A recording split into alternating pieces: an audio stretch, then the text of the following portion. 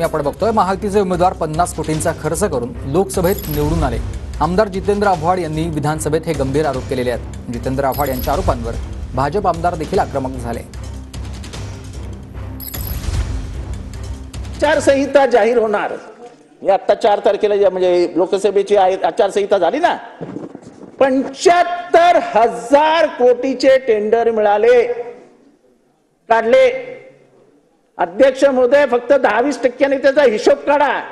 मग कसं काय लोकसभेला 70 कोटी 80 कोटी एकेका लोकसभा मतदारसंघात देऊ शकणार नाहीत?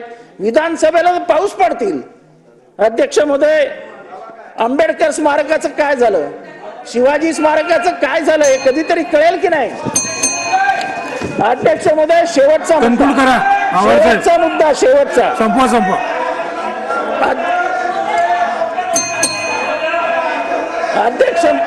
अध्यक्ष महोदय, सर्वसाधारण अर्थसंकल्पावरची चर्चा चालू आहे। काय बातकोळकर साहेब, काय आपलं?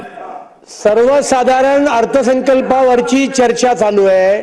या चर्चेमध्ये अनेक विषय आपल्याला घेता येतात, पण खोटे आरोप आणि जातीयवादी बोलणं हे अलाउड नाही।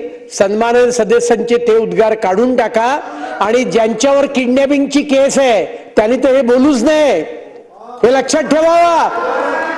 कळलं की नाही? मंत्री असताना स्वतःच्या बंगल्यावरून लोकांना किडनॅप केला, मारहाण केली।